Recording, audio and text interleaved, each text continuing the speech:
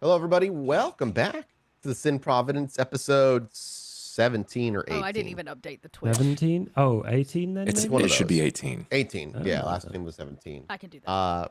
Welcome to the show, everybody. Appreciate your patience. Obviously, as you can see, got started a little bit later today. Just kind of some, some time stuff or schedules got shuffled around a bit. And we're going to end a little earlier today. So we're going to kind of go right into the game pretty much immediately after I give a very quick spiel. We're going to give you a solid 2 hours. And then next week, we'll be back to a normal schedule. So with that said, obviously thank you for showing up. Thank you for listening and watching. If you want to support us, following us here on Twitch, over on YouTube, joining our Discord, all totally free things to do is a great way to show your support. And if you want to go above and beyond, subscribing here on Twitch or going to patreon.com/podbynight, all go and directly support the show.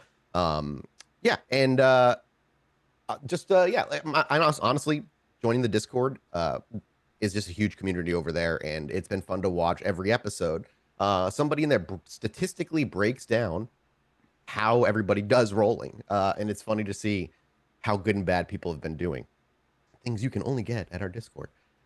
Okay, I think we're just going to jump in since we've only got a couple hours. So without further ado, let's go ahead and set the scene, rein things in, and see what our coterie's been up to. And as we do, only really matters. Well, it might matter for everybody, yeah, because I don't know if you've done it yet. But everybody, make sure you do your beginning of session healing, gain your willpower back, all that good stuff. Were you low on willpower, Leon? I have Yes, aggravated you willpower do. damage from You being do. You do. mind fucked. Yeah. How do you heal aggravated willpower? I think Is that a made-up thing I have to did? work toward. Oh God, it's been so long No, you since I can have looked at the book for aggravated this, willpower. Okay. There are rules for that. Let me look it up. and I should do a remorse test, which I forgot to do as well. Cool. Well, Didn't you? I thought we did that. I thought we already did the remorse test. No. nope. Oh. Not for getting mind No. fucked. Unfortunate. How many dice did you only? You only rolled one dice? That You can't gave be me right. 3 stains on my humanity for being inside of a magic portal. 3 stains on your humanity? What did you do? Why did I give you 3? I have to go I watch don't know. that. They just kept Details. coming. I think, well, I lost my mind a little bit. I mean, you stabbed a did. guy. You kept losing your mind a little bit. I mean, that was a problem. Let's see. Character. There've been a lot of stain rolls the last couple of weeks. Not it. Okay. Yeah. Healing. I got to double check this. Where's this coming from? It says God, sorry, I should have. to heal aggravated willpower damage, a character can follow their ambition at the end of a session, or act in a way that significantly benefits a touchstone, or follow a conviction at the storyteller's discretion. Ah, okay, good. That sounds fun. I'm looking elsewhere, but yeah, we can figure that out. But that's not a terrible way to. That means it's gonna linger for a while. All right, everybody. Also, go ahead and rouse check me for the night, except for David, because you have already been active during this particular evening. Fantastic. And the last thing I'm going to do is make a roll just from myself. Okay. Okay. All right. So without further ado, as our camera fades in from black, instead, we do not hear any conversation of familiar voices, nor any cars on the road. Instead, we just hear a couple of crickets chirping and a frog somewhere in the nearby woods as our camera pans down to a currently empty quarry. As we look down into the 3 different levels the quarry falls into, and we can see some ripples on that still water and some clouds passing by the moon to cast some overcast shadow amongst the quarry, we realize there is nobody here. Last our eyes were laid upon the quarry, it was just David who had taken off and left, leaving Elspeth and Betty behind. However, Betty herself and Elspeth are now also missing. For us, the viewer, there is no difference in time other than a few minutes between the end of what was last episode and this episode. The only difference is that we see, as the viewer, a couple of we would hear a couple of distant clangs as we are in the sky looking down at the quarry before we see the quarry door to Janet's little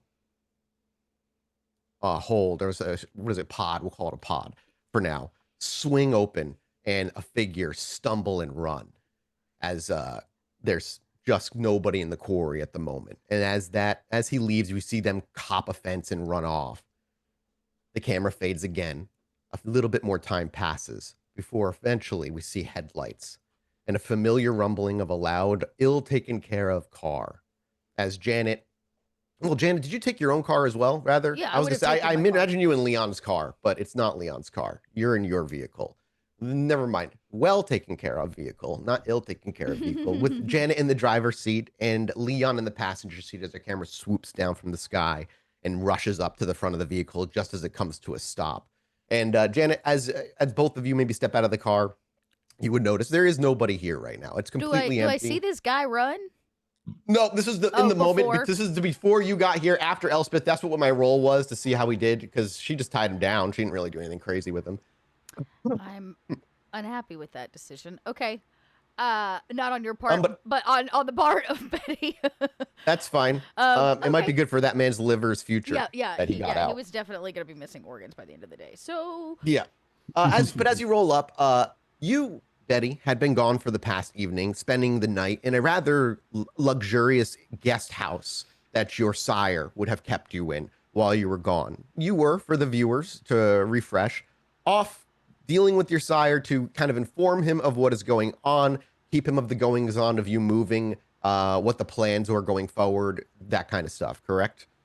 yes, Just to give like an overview of just like for the listeners. The point at which we got in trouble and we got the information out of Magpie, she shares the Magpie information we got, names, information, the Bruja that was shot, the solution, the redelivery, and the fact that Jenna is not entirely convinced that we're not being set up in some way. Like our coterie, as we've been dubbed, is not being set up. Wasn't set up from the beginning, in fact. Were you hungry when you went there, out of curiosity? Oh, yeah. Yep. Okay, so you would have come back completely down to 1. Yes! You would have been completely taken care of. Even if you only saw your sire during the one exchange you would have had with him, he would have had you in a nice little, like I said, a nice little penthouse. He would have given you, top-end food for you to consume while you're there. You would have wanted for nothing as often as you. It probably even brought back memories of you being a fresh fledgling, being trained for the first time as well. That was 10 years or something in this place, so it's basically exactly. It's almost more home than the one they took from me. Yeah, very much. And so we see little flashbacks and montages of that while you're pulling up and stepping out of the car. In the meanwhile, Leon, on the other hand, as he steps out, there's a lot of dealing with Magpie, obviously. You're still getting very used to having a live-in ghoul with you. You are, as you told Magpie, rather new yourself as a kindred. This is all very new to you. So obviously, other than dealing with him and looking into Betty's request, which you've been making some progress on, the other thing, obviously, you've been doing is looking into what you're going to need to get for security here in the quarry, which I imagine you and Janet were probably talking about on the drive back a little bit. My question to Janet about the security is: do you have an idea of what Janet wants out of security? Are you looking for new cameras, and like where do you want the cameras? Do you want every inch of this place covered in cameras? I'm gonna need or want out of you, maybe not in this moment, but as a story, as a DM, I just would love a overview of the kind of equipment you're looking for, so I can give you a cost of resources, time, energy that. So I'm pretty sure I already have bought at least 1 dot, possibly 2 in that. Was it transferred back into like liquid when you left your house? Yeah. So it'd probably be like. Well, remember, I kind restatted a little bit knowing this was coming. So let me just double check I didn't go ahead and put it in. Because I was sitting on some extra dots I hadn't spent to see like where we had. But Janet doesn't know how to spec a place. That's why she hired Leon. So she's going to look to Leon to give us an idea. And in this case... You're good with tech, Leon. Do you have a history in security? And breaking it... Breaking it is one thing. Where to put them? I mean, it would give you an idea of where good cameras would go. I guess I'll just need to know how much coverage you want in this place. Do you want cameras only? And if not, what else do you want? Because when I think of security, the thing that first comes to mind is like cameras. And if you want to run CCTV cameras, you're going to need wiring run through the place. And you're going Yeah. to, where in the core do you want covered? And do you So- want everything covered in cameras? So some of this Motion is sensors. yeah. So, Yeah, exactly. So for example, we don't want cameras on our personal living spaces. Like the quarry itself, I don't need the actual quarry. I don't need cameras on. Janet, when the business is ready, we want cameras on the business, just like she would have done like the shop, so front door, back door. And then if there's a long drive, she would either want some kind of gate.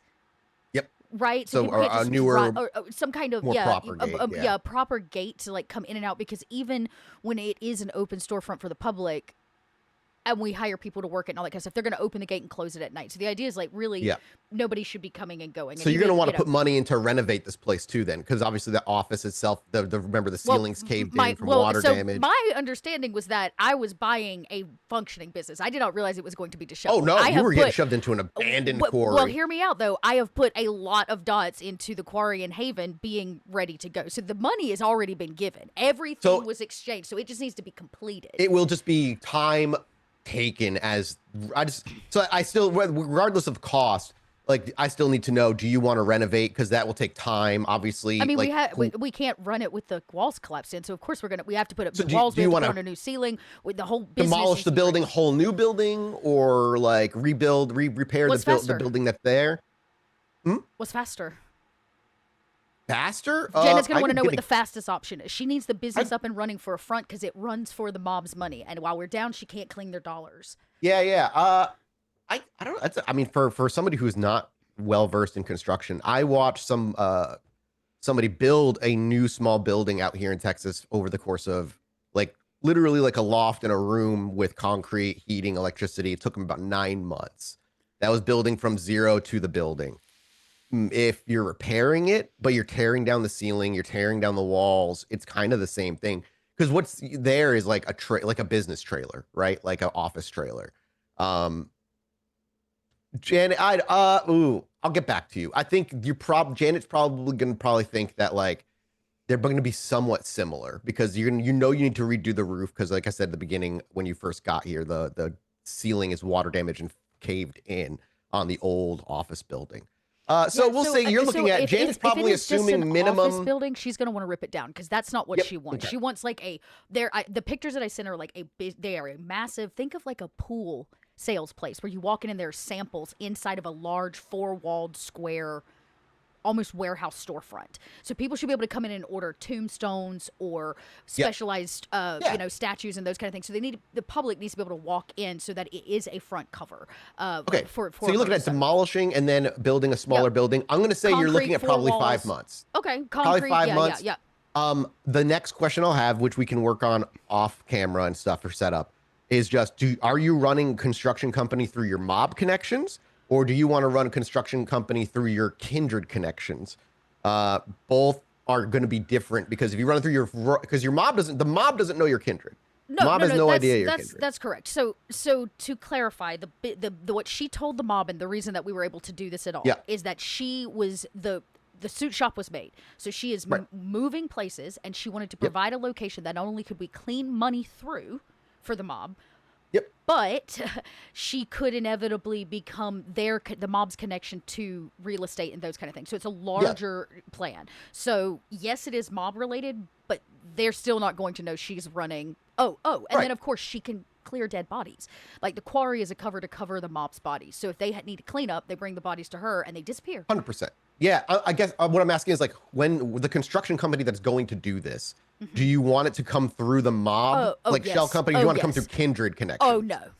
Because there's benefits to both. Like if you do a Kindred connection one, they know to build safe rooms, they know how to sunproof things. Like you'll have ghouls running it rather, but if you run it through the mob, there's then but then the Kindred know your weaknesses, right? Right. If you run through the Precisely, mob, there's more of a their hands are going to be involved in it as well. Well, remember and the that kind of long-term goal is not to actually stay here. David Oh, can stay I know your here, long-term so goal is I to don't stay know here, that but- we need like sunproofing and things of that nature. Sure. We'll keep what are basically containers, large shipping containers on the property until it's all done. But Janet's not Okay, cool. building. Yeah, no, this is a business. This is like her suit shop. Yep. Nope. I just wanted this. It just what you pick and Yep. how you go about it Yep. does change how. And I it think goes she and has it enough goes. connections with the mob, and my hope would be they're very excited to be cleaning, to have a good cleanup for bodies. Yeah. They're obviously running the because again, this is out in Waltham, so it's a distance, but it is a beneficial thing to have for them. There's like, they are not against the idea of this. So yeah, I'd rather. But I we'll think have for more. this, she We'll should have work more for the mob. proper conversations when the construction starts and the Yep. mob starts like showing up to interact a little bit more often. So maybe that was a conversation between you and Leon on the way back. You know, we see the car turn off. We hear the doors of the car shut as your footsteps in the gravel kind of crunch. I don't know if Janet and Leon are having like, is there anything Leon wanted to talk to Janet about, like while you two are kind of by yourself? Because as you walk in, I'm gonna have David kind of just, show up pretty quickly after that. Oh, okay. Aside from security, he was going to ask if she'd heard about what happened at the diner. Right, because you were there for the diner part. You weren't there for last week. What Dinah? Yeah, so you haven't heard then. Is it gonna piss me off? You hear that as she's opening the gate and the chain link fence rattles as This you're gate, we stepping gotta through. fix this gate. I want like a punch code. I want a key card. I want something flashy. Flash, I can get you flashy. Yeah, you want retina scanners? No, I don't want my retina scanned. I'm supposed to stay off the grid, like maybe a 5-digit code or Okay. like a special booper. You know. Okay, I can get you a booper. Leon says that as he struggles to pull the chain link fence all the way shut as it kind of grinds up against the ground. You really want to be worrying about the people who avoid the booper, though. So we'll get some like razor wire or something for the top. Razor wire. This is a public space. I don't play. The Quarry is a public Are we space. planning on having people break in on the often? No, that's literally the point of my job right now, right? Okay. Okay, no, just those angled spikes then. Oh my god. What? Throws off the vibe. It's a little, As you say Medieval. that, You are against the vibe of angled spikes. for my As- public-facing, mob-covering, money-laundering business, absolutely. Okay, we'll go It's- with chain link fence. the defined shadow of David kind of like swoops over you as you're like, fine, we'll go with, chain link And fence. you know what? And If David, anybody hops the fence, David will see him. David, as you're flying over, you realize Elspeth and Betty are not there, but you see a very, very large Leon standing next to Janet. Well, I mean, it's a good thing that he's here because we do need to tell you about the diner. It's not. What did you do? And then We you say did that. You say nothing. that. What did you do? That's the As thing. David's wings kind of whip out, and to catch him his quick fall, they kind of lift him a bit as he touches the ground gently. The Goody. diner. think it's- Are we going for more We are milkshakes n- now? David, no, we are not going anywhere. Leon was just informing me of whatever happened at the diner. Yeah. Oh, It's well, it's just maybe like- it is best that Leon tells you. I can leave if it will make you mad. No, you should stay. Yeah, you should stay. Go on, really, Leon. So, a man came in. I'm going to see if I can get this right because things are muddled in my head as they normally are, but this one was real bad. A man talked into a phone. Our waitress started screaming, and reality melted into Technicolor. So it wasn't really anything to do with us, but I do think it's related to the bullshit that's been going on around the town. Also, then we went into an abyss with a tesseract in the middle where fine David here decided that we shouldn't destroy it, but just appease it into just letting us out. Okay. I You know don't what? I think that heard is your exactly version. how that happened. Your turn, David. You tell me your side of the story. Well, it begins with Leon telling me that we could get milkshakes that never happened. Okay. It's just another lie from a friend at this point that I've been told. Okay. I got you the milkshakes. We're You gonna promised talk that there would about. be more than cookies and cream. We're and gonna there are talk not. about everybody's feelings. I want the facts. We went to the diner for milkshakes. I wanted to introduce them to Peggy. I thought it was important. Who's Peggy? Peggy no. is my friend. Oh, When you took me to the library in Waltham, oh, I right, the librarian. yes, You she's know very about- nice. Okay, right. I'm glad. I'm really glad to hear that you got a friend, Peggy, the librarian. Okay, and she was at the diner. No, we went to the diner to get milkshakes, Oh, I see. and Okay, then things And we took did a get very milkshakes. wrong turn. okay. You know what? You had your chance, Leon. Okay, so things took a wrong turn at Albuquerque. At Liz, Liz. Liz was the waitress, Funny reference? and she said that she would get me a milkshake with everything. And I asked Leon if it was weird or wrong to ask for a backup milkshake in case I finished it early, and he said it was not.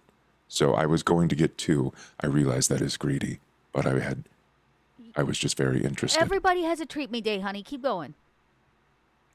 A man walked inside that Liz seemed to know, and she seemed very confused or concerned. And he started to make a phone call on his cellular phone, and then his skin began to open up as I want to say he tried to scream, but no noise that was familiar to me came from his mouth. He began to melt around his phone. Liz fled from the back of the diner, and I stood and guided Leon outside.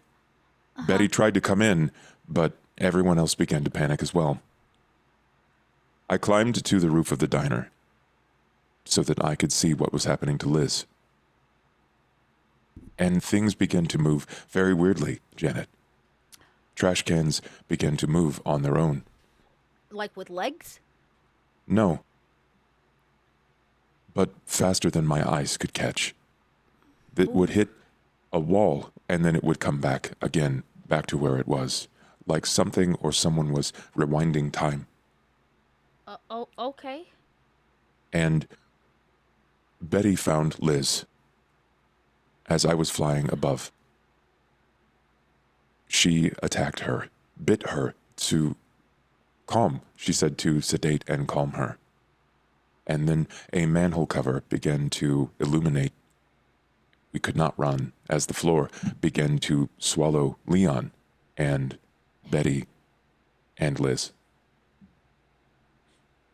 How's Could Janet not doing leave. so far? Like, if we look, the camera is Okay, looking so at, the- swings to Janet's face. What kind of, as this story is being told, what does Janet look like? You know, when you start babysitting as a kid and the kids are learning to talk and they say things and they don't make sense, but you as the babysitter go,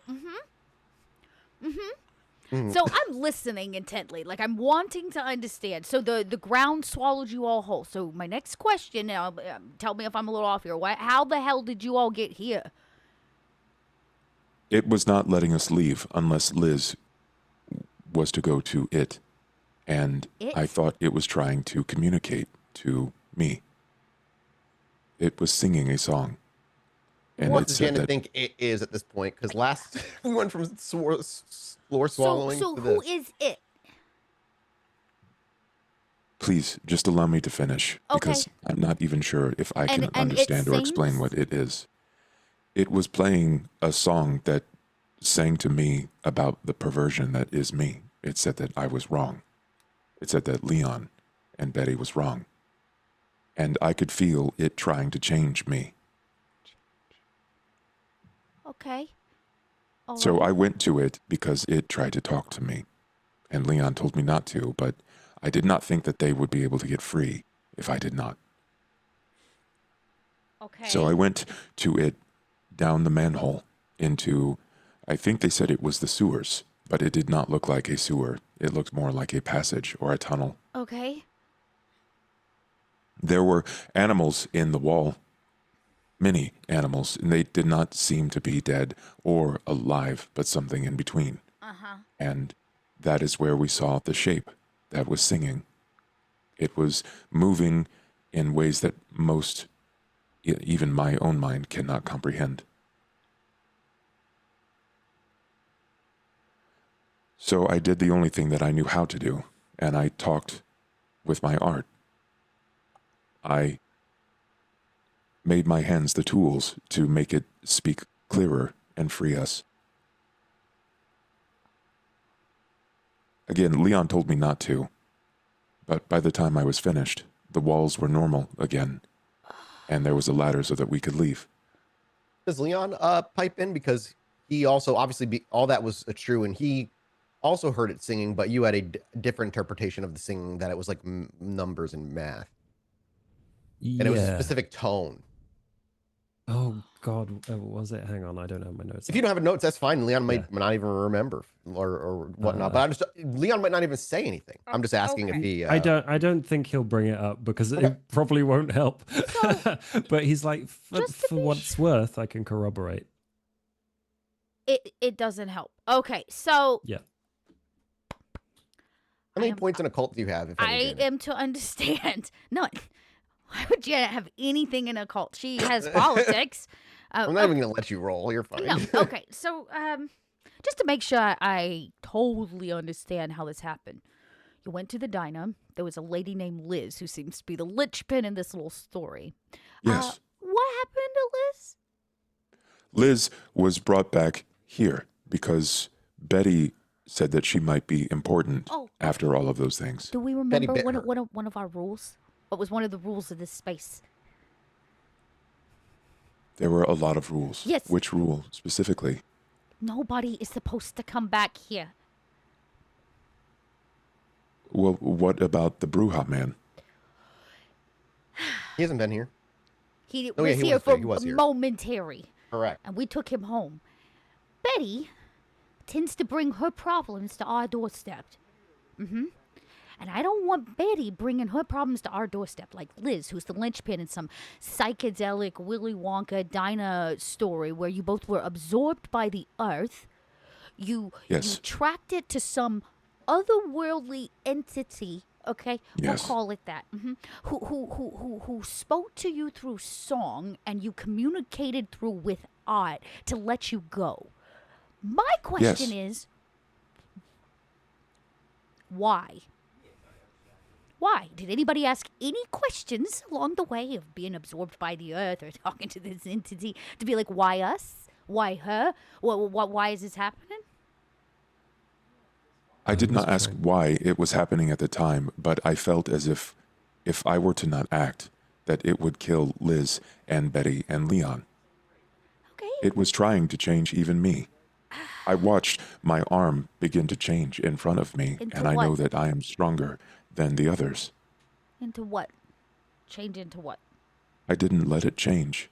I could just feel it from the inside. My bones were fracturing and rebuilding themselves. Okay. And did anybody go back to check to see what happened to, say, the man who turned himself inside out or whatever and all the people at the diner?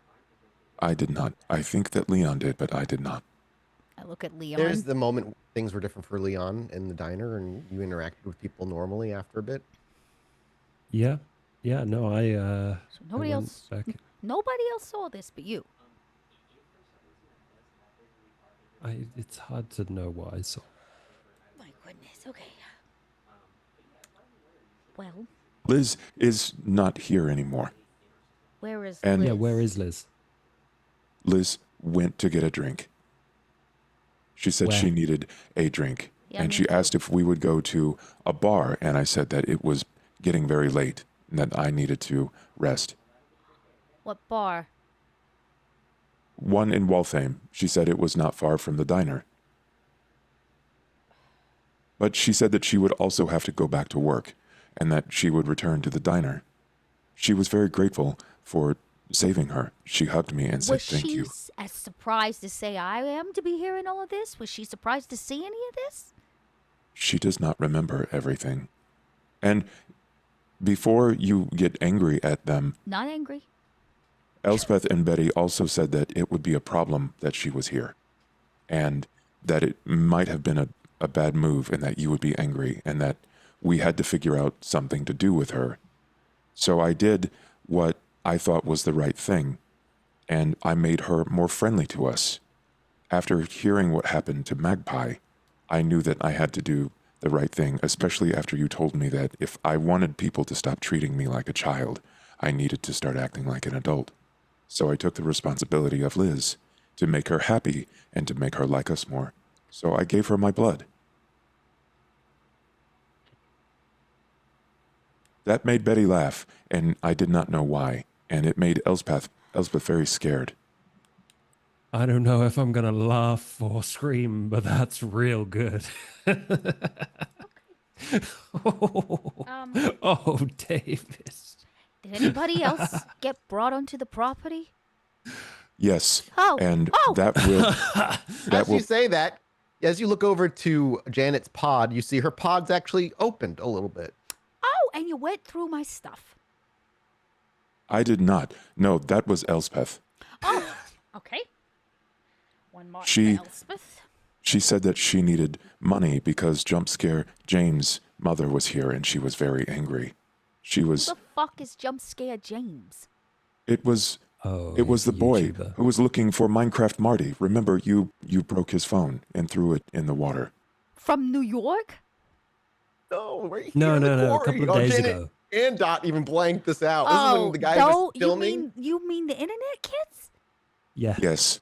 He came back with his mother and she was very mad. She reminded me of you in so many ways. Oh, did she now? Okay. Yes. Oh, She demanded you might wanna- parlance and coverage because the phone was very expensive, and she said that she would get the police involved if we did not cover the cost of the new phone. Elspeth began to panic and asked if I had any money, and I gave all of my money to Leon to cover the milkshakes. And I don't know how much milkshakes cost, but I was more worried about Liz. So Elspeth needed to go where there was money, and she thought that you would have some, and And if it you seemed thought to to make yourself, Jump Scare James' mother very happy. if you thought to yourself, wait, it was locked, you correct. She picked your lock. Oh, okay. So Elspeth has a new talent. We did all know about. I don't Okay. think it is new. She seemed very skilled at it. Oh, wonderful. That's a problem. Can we make that a security risk or something? Yeah, no, okay. Thank you, Leon. It's noted. But I maybe a- thought that the troubles were over there and that we would not have more guests until Betty showed us her shopping cart where there was a man that she kidnapped. she kidnapped a man and brought him here? Yes, she said that he was a special cop, a police officer of some kind, and he is now tied to your bed. What? I kind of click Well, back over. as you flip over and open the Uh, unlocked door, you see that the ropes that he was tied down with, or would tie, no, Oh, he's was gone. he? Was he? He's not? No. What kind of special cop? You need to be really, Just in plain really clothes. specific about this, David. I don't remember what kind of cop. That's She just not said, really good enough, David. I'm not Betty. I do not know. She made other friends that I don't know, and they all sounded like lies. How many friends do you have named Barnacle and Cardboard, and they're jerking, and I don't understand either, and all of it sounded lies. Barnacle's real, I can tell you that. But aside from that, I don't. Oh, fuck. Okay. Well, we might have to find you a new quarry. Are If there there's an footprints? FBI agent. If you look, yeah, I won't even say you have to make a roll. You can see there's like Well, look at this. where gravel was kicked away, but it's footprints from all of you moving around. Can we see? Oh, does it run off in a odd direction? The only, exit, toward the gate. He was just here not long ago. Well, he's not here anymore, so we should probably track him down, considering the fact that he can. I don't know. I can try to find him. Yeah, maybe He cannot have gone far. I've not been gone long. That would be very I got helpful, frustrated. David. They kept telling me about the masquerade and the law and how I need to abide by the law, but they keep breaking the law. And Janet, it is too hard for me to comprehend why everyone tells me that I keep doing the wrong things, but they keep doing all of the wrong things too. You know what, honey? You're right. Those feelings are valid. Why don't you acquire our little cop on the run, and then when you get him back and we have secured him, you and I'll chat about it. Because you're not wrong. Okay, I will try to find him. We're just gonna prioritize, okay? We're gonna focus and we're gonna prioritize on the man on the run. Who knows potentially our names, our location, Betty's face, what the inside of her cot smells like, Liz was very nice. I'll be back soon. Yes, Liz. All right, be real with me here. This Liz chick. Hmm. Is she normal?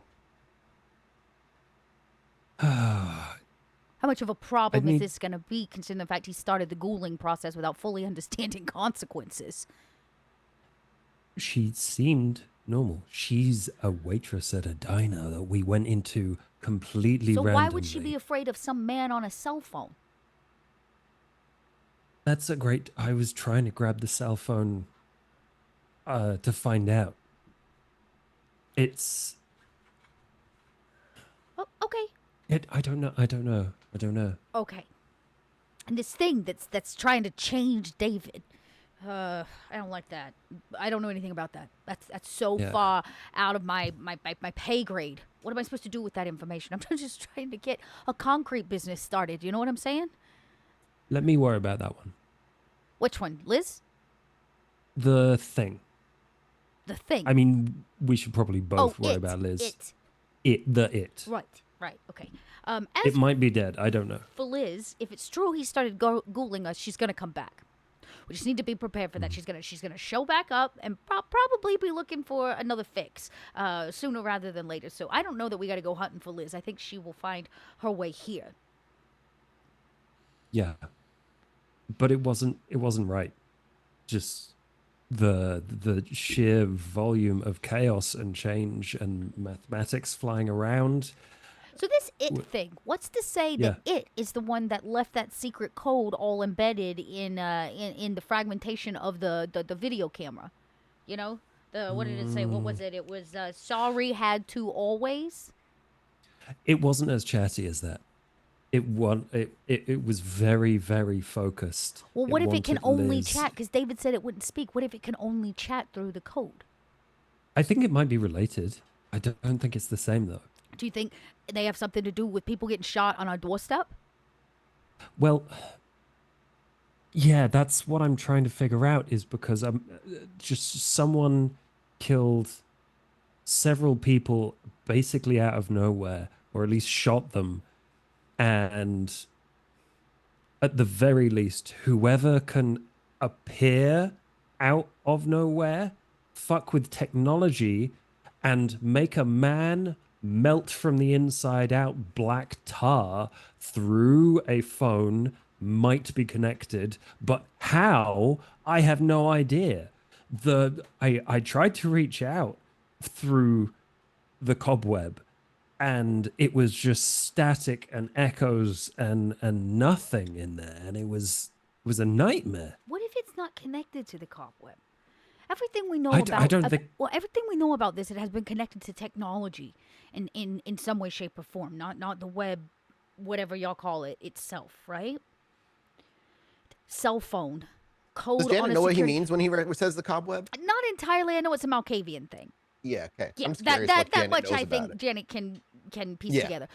Mhm. Cell phone, cameras, odd technology, weird spike stuff. Like, what if it's connected to something else? Like, do the Kindred have a tech internet thing? Do we have our own One that version? Not one that I've encountered directly. I heard a rumor that there was one. but I mean, don't know. you both could give me I only have politics. I mean, it'll be a politics roll. Yeah. But intelligence maybe? Okay. Intelligence politics roll to have heard of. I got a success. Okay. Oh shit. God damn. Is it you're messy critical, right? Mm-hmm. Oh, I But guess. 7. Good. For the one success, Janet, you don't know of the modern one, but you had heard that there was once an internet for the Kindred that the Inquisition found out about and it caused You know, the problems, but you don't know that there's a second one. Josh, Leon not only is aware of a second one, but the reason he's aware of a second one is because he stumbled across it himself and got caught and knows there's somebody out there who knows you know about it. And you don't know who knows. We'll just Yeah, leave it at well, that. there's plenty of that going around. So that's about I think what I'm standard. saying is, David said he communicated through art. You've mentioned him communicating through like what, numbers and code. Maybe this entity, this it is it has to be connected to something technologically speaking. There was the black hole over Magpie. This is bigger. This thing, it's connected almost in every aspect of technology, Hmm. which means it can be tracked. I tried that. It's Okay, really, really hard. then let's think outside the box. I don't know a lot about technology, but like when your computer's got a virus, it doesn't just make itself known. No. It hides away in other stuff, right? That's how it keeps feeding and eating, or like bothering and corrupting stuff. I think the problem is less that it's hiding. It's on a level I can't access. Well, you know what, Leon? I believe in you. That's what you need to hear. I believe in you, and you know what? I don't think you should give up. Okay. I think there's something there, and if there's any one of us that's gonna figure it out, it's gonna be you. All right. Well, I really want to make sure it doesn't come back, and if it does, I can kill it. So I am going to keep working on What this makes you want to kill it? because I hated being in there, and it hated me, and everything that it tried to tell me Did it hate was David? as if it was certain. Huh? Did it hate David? It hated David. It hated Betty. Probably hates everyone else as well. So Except it for Liz. particularly doesn't like Kindred. Oh, maybe. I don't know. Interesting. David, can you just make me a wit survival roll, please, as you're tracking? Jen, may you say interesting, and we hear like the pivot of your heels on the gravel.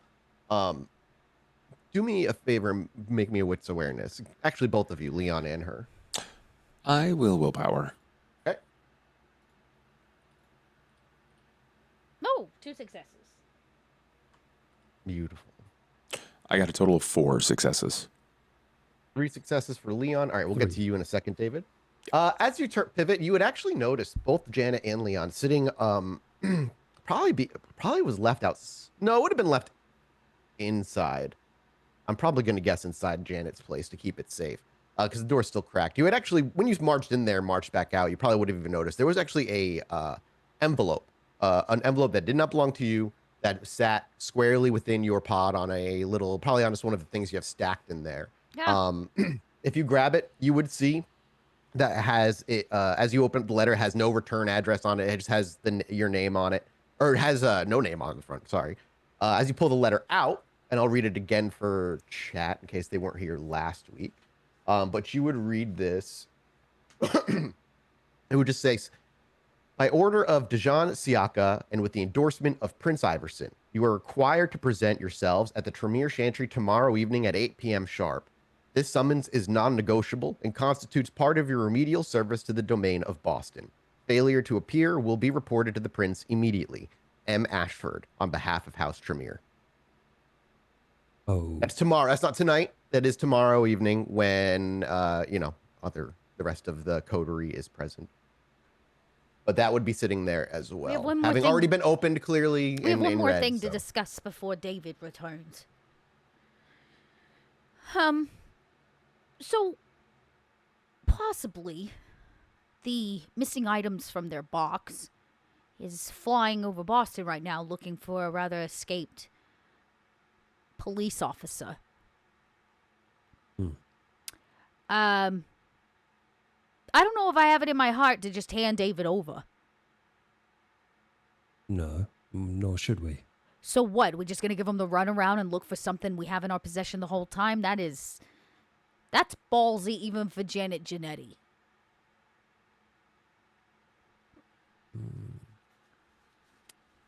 Do they know what they're supposed to have had delivered? So, see, this is a good question here, Leon. I've been simmering on this for the last 24 hours.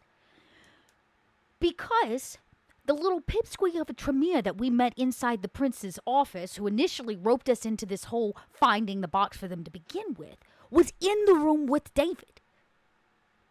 So had he known what was supposed to be in the box by visual representation, he would have known David was standing in front of him. But he doesn't. Yeah. The question is, how I much don't know how many do points you they have know? in occult, Leon, but I mean, Janet, you would know this. I mean, just as like, I mean, it's like just kind of like dirty lore about Tremere. It's not really dirty, but the Tremere, you have secrets from everybody, including themselves.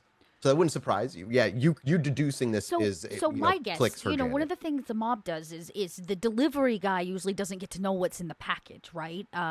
It's kind of a safety precaution to assure that you can't share information, get knocked off by somebody else in the middle of, a run. So, say that big secrets were kept about what was in the box. More importantly, the stone that was, all put into David's chest, his little beaten gem heart that Elspeth came with, didn't come from the Tremere. It came from the Haggadah. And on David's box was technically marked with the Cappadocian symbol. You know what that is? I don't. It's kind of like a family of the Haggadah, an old one, a branch, a bloodline, if you would. To How some much degree. would Leon know about even branching bloodlines? Your sire was not exactly a phenomenal educator. A lot of what you know is just self-taught. So you may not even know that the main bloodlines have branches or had branches. Think in about the it case like of the this. top. Over time, the blood is going to thin. It's going to get dimmer, if you would. Less.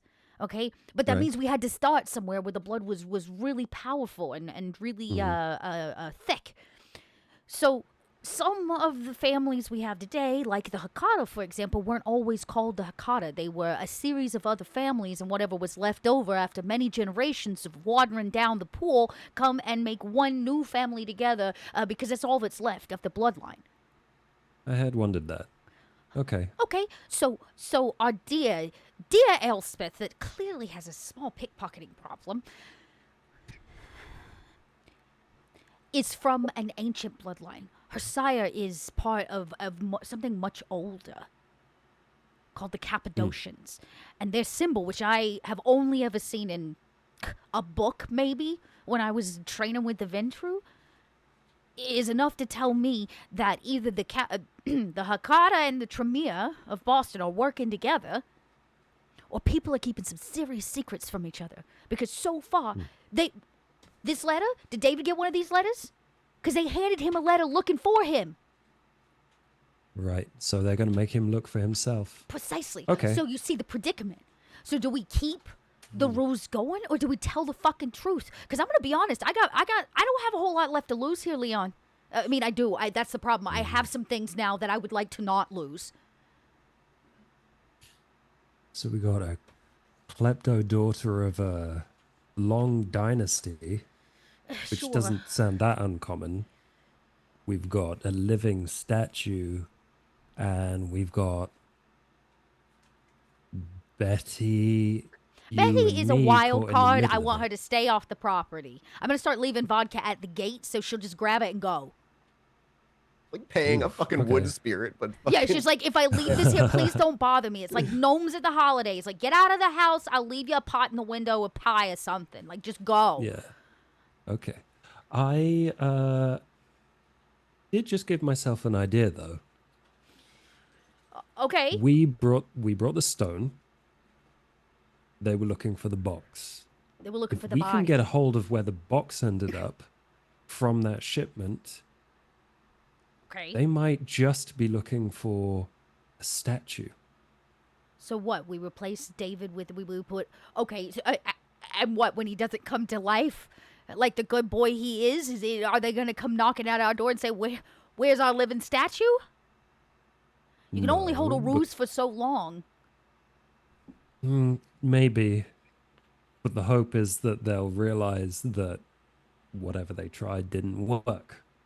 Because it didn't have whatever this part of David was. I don't know. This is a bit of a roundabout way, but can he make a? Okay. We're literally in a quarry. Can he make an effigy of himself? Okay, so you're thinking, okay, we're thinking along the same line. So what if he built an exact version of himself, freestanding and all? We replicate the box. I don't know how we're going to put the Cappadocian symbol on it. Maybe they have the box because we left that behind. I don't. Do we need to replicate the box? I want to know who ended up with it. This would be a good time to, you know, make somebody else look guilty. Mm-hmm. Like Magpie. We could go put it down in his hidey hole in South Boston. Be like, oops, look, this. Oh, no, don't tell me you got feelings for the kid. He's weird. No, I have use for the kid. Okay. I don't feel anything about him. Well, we're going to need a fall guy or girl. Maybe Magpie would just mean What about this Liz New chick? York's pissed. Liz has... I'll check out Liz's connections, but my gut tells me she's just a normal woman. All right, I need to think about who's going to take the fall for this, because if we're truly going to plant a 6'5" statue in somebody's front yard, we got to be really Hold clever. on. What? What was the name of the girl that picked up the other box? Her. Oh, see, I Working for can't the let you mess with Ventru. that. No, we are not messing with the Ventru, nor are we going to frame the Ventru primogen through his ghoul. That is, no, absolutely not. That's the worst idea you've had all Why? night. Because Why? he's the Ventru primogen. Because he will be able to take the fall, and without... It will be an argument in a boardroom at worst. So I have a theory, okay? And it's not a very good one. And it's so ridiculous, it might actually be true, okay? I believe that we, as a group, well, not you, well, yeah, you were there. You were there. You got the message. That your message and my message and everybody showing up and Betty coming from this way, it was all a setup. That somebody else needed a fall guy. We were the fall guys to go get David, yeah? We fell for it. Yeah. The other box that we were sent to pick up, the one that you did not look in, that was picked up by the Ventru primogen's ghoul, was in an attempt to frame them for misinformation or for being in the wrong place, wrong time. 2 boxes, 1 shipping container, 2 sets of people. It's a clean setup. Now, we now know for a fact, because we dug in Magpie's little cranium hole, and he came out the other side with some decent fucking information to tell us a name. Who he was working for. Now, that person knew that the stone was needed and had a secondary backup plan for if it didn't work out where David would end up going. That is where Magpie comes in. This guy just happens to be an important Tremere in town and one of the besties of the prince. Now, what do we know about Tremere? They're assholes. Yes, I mean on a more localized scale. That we have 2 They groups are at of war. Tremere in town who are vying for power.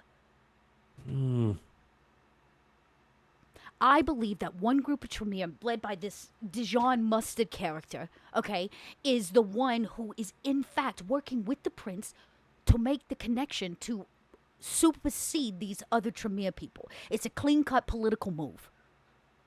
They need David to do that. I am not entirely convinced that the temper tantrum that the prince threw in front of all of us to get her feelings out in front of everybody about our little mistake going to get Magpie isn't a larger cover-up. I just don't have the evidence yet to fucking prove it. So my fear is if we get digging too deep and we try to set up a trap, in the end all we're doing is trapping ourselves and making ourselves look even more fucking guilty. Okay. No, that seems very likely. We are bottom of the barrel, Speak for easily yourself. manipulated. Also speak for yourself. But yes, we are disposable.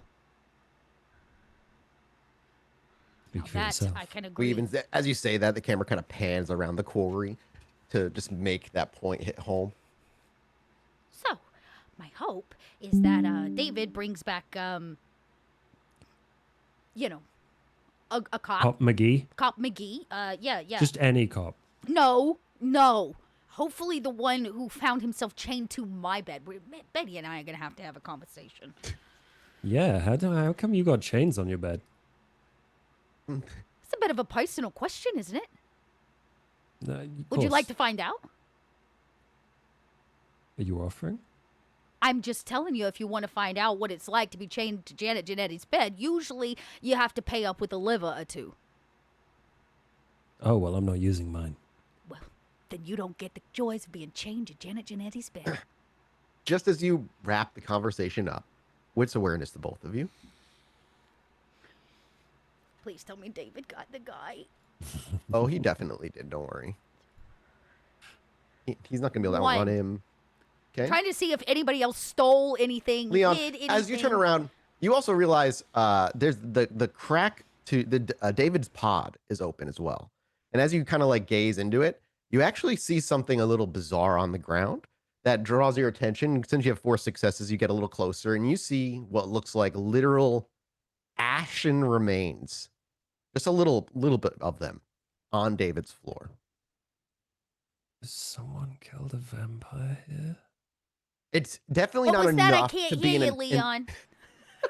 Oh, God, nothing. Okay. I'm just like digging and making sure all my stuff is accounted for in my own pod, so I'm like yelling over. And then we hard cut. We can hear the wind whipping by our ears before we even see what's happening as we find our gaze over David's shoulder. You're across the little bit of woods that are between you and the small highway that eventually leads back to civilization, which is not all that far away. And it doesn't take you long with the 4 successes rolling wits awareness that you see walking just down the side of the road, his arms brought up to holding his like shoulders, and with him moving between like a semi sprint and a jog back and forth, you see him making his way out to town. Keeps looking over his shoulder, never once looks up. You're muted. What do you do?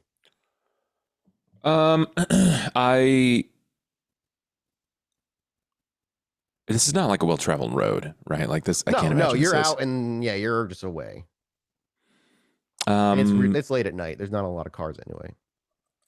so as to not create, that cinematic experience where you hear a large aviary like beast above you with a massive stony flapping wings.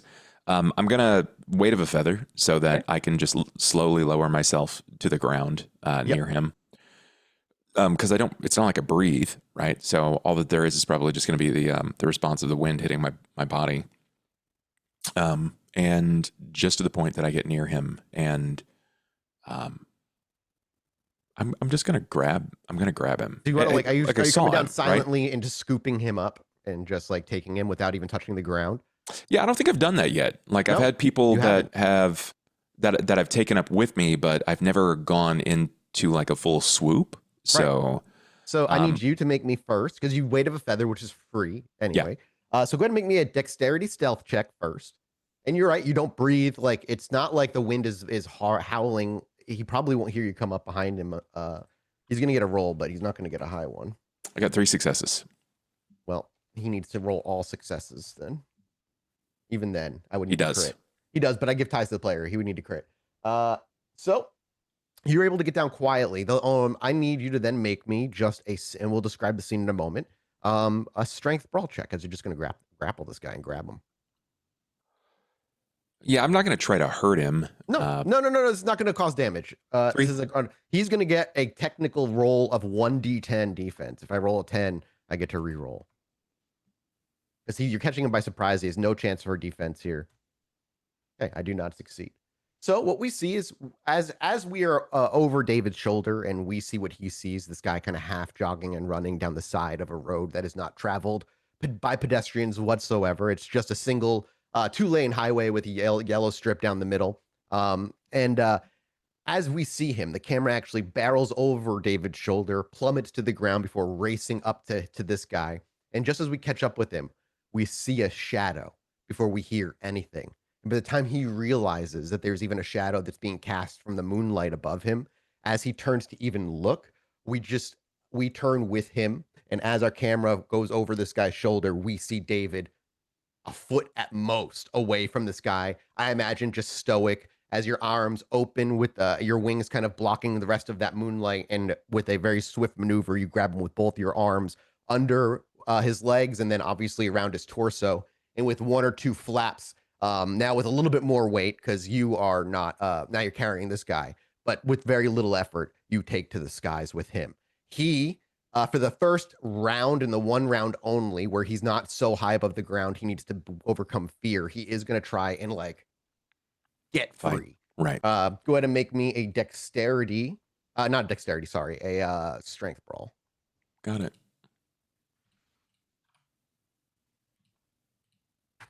Poor guy. Oh God, this poor guy. Yep. 3 successes. Okay. You are, it's a bit annoying. He blocks your vision for a minute. He even kicks like where your wing connects to your back, briefly where you almost drop him. But with very little effort, again, you kind of just hoist him up and then hold him even closer and tighter. And as you get higher, the fighting stops and you can feel his whole body tense, as obviously as most would, get extremely afraid. And he goes mostly silent at this point as you go really, really high. You just fly directly back to the quarry. Yeah. Right around that point where Leon is like, duh, it's nothing. It's fine. It's nothing. And his eyes are wide and he turns around. That's where you see David kind of over in the air, his figure becoming larger and larger as he descends over the tree line and comes to the ground with this guy in his arms, who is very pale faced at this point and wide eyed. I lower myself to the area and just drop him back down to his feet.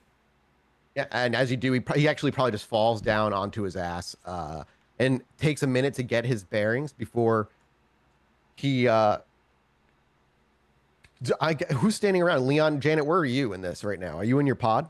Well, if I heard him come back, I would step out. Yeah, you would hear a little bit of a commotion. And as you step out, he looks around. I'm going to come back and Yep. I'm going to be like, oh, great. I'm bringing my crowbar.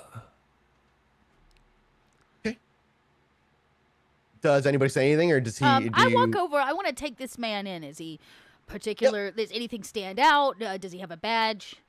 Nope. He's plain clothes, wearing jeans and a t-shirt. He's not wearing any uniform of any kind. He looks like he's maybe in his middle-aged, maybe closer to like his 50s or so. And he's just got a short crew cut with a 5 o'clock shadow kind of beard going on. And he looks obviously confused, but there is that lingering fear of having just been silently scooped up from the road by something he has never seen in his life, and flown back to the place he just broke away from, only to see faces he doesn't even recognize when he comes back. Who are you? He stumbles over his words for Your name. What is it? Yeah, you see him struggle for a minute to even just like say anything before he's like, fuck, you just call me Jeremy. Jeremy. A very handsome name. Who the fuck are you? Why the fuck am I at this place? Well, where's that I was old gonna woman? ask you the same. What old woman?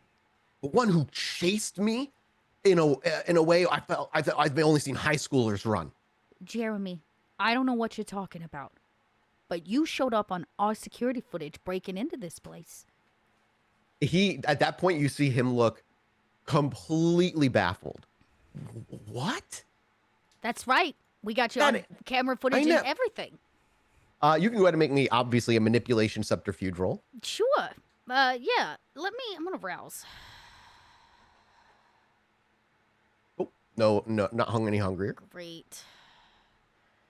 Because subterfuge is not quite the manipulation. Oops, I didn't add 2 die to that. Hang on. There's 2 more. So I got 2 successes. Oh, damn, I rolled well. Yeah, he's like, no, because I was on the street and this old woman, we locked eyes and I don't know, and she looked familiar, I think, but before I just, she started chasing, man, I've never seen a woman that age move that fast in my life. You genuinely have no idea who I'm talking about? Nope.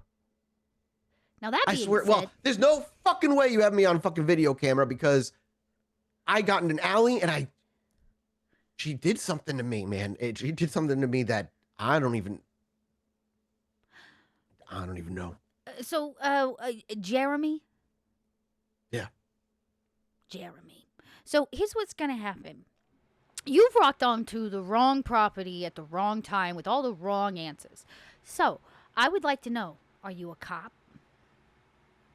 No, I ain't a fucking cop. Is he lying? And he like pats himself down. You can make me a wits insight check, obviously. Can I? And anybody who's listening to him can. Oh, that was bad. I'm going to willpower that. Okay, 2 for Leon.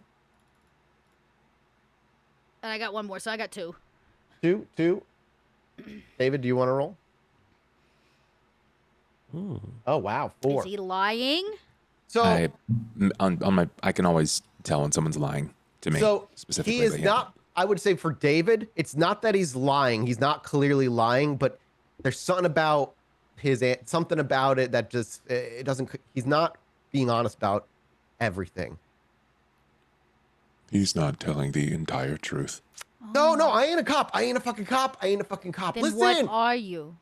I'm a criminal gone right. You're an informant. Some might call me that, but like, listen, I'm just trying to do right by all the You know, wrongs I knew I did in my gonna life. like you. But I don't know who you. I'm not. It's okay. I was not what. I'm gonna tell I don't you know where I everything that am. you need to know. Deep breath, Jeremy. Jesus Christ! You could check me for a Y. I ain't wearing a Y. I wasn't even doing nothing that night. Who do you work for? Oh Lord. Here's a good question. Do informants know the names of the officers that they are? Usually, because they have to report to at least someone, Yeah. unless it's a larger yeah. operation. So they're still going to report to somebody. Well, I mean, why the fuck do you want to know who I work for? I don't know who you are. An old woman kidnapped me by making me. I don't know. She put a drug in me. She roofied me. I was roofied by an old woman in the middle of the street. Does that sound like a real excuse to you? I But think that's that it's if so. we were, in fact, to call a police officer and tell them that you were trespassing on our property, do you think they're going to believe us or believe that you were run down by an old woman and assaulted in an alleyway? I don't know. You see him stutter over his words, genuinely struggling with So I'm going to try to take the truth and make it more believable than it is. I'm going to cut you a deal. Are you with the mob? My name is Janet Janetti. I run this here construction site you seem to feel like your feet were worthy of stepping on. And since you're an I informant... don't know who you are. It's fine. You don't need to. Let's just say I have my connections too. I may work the other side of the business that you're in. So the truth is you did just in fact tell the mob that you're an informant. Now usually, do you know what we do with informants? No, I'm well aware, which is why I'm saying I ain't here to ruin yuck anybody else's yum. You know what I'm saying? It's all right, Jeremiah, and I pet his face. I'm like, it's okay. Do you want to know why? Because you have an opportunity. You got moxie, kid. So, you're going to keep telling everybody that you are an informant for the local police. But you're actually going to work for me. You want me to tell people I'm an informant? No, I want you to keep doing whatever it is you do. But when Okay, you go what- report to your little police officer in a patch, you're going to make sure Janet Janetti knows first. With all due respect, ma'am, and I clearly I will pay run you a lot more money than the city does. that you stop him dead, and there's a moment where you see him. No, wits insight, Janet only wits insight here, and you can get a +1 specialty here. Oh, Because you've dealt with this kind of thing. You've seen this thing dealt with before. You've probably dealt with it on yourself to some level. I only got 2. I'm not rolling well today. I'm going to willpower that too. I got willpower to spend. Nope. Damn, wow, the dice hate you today.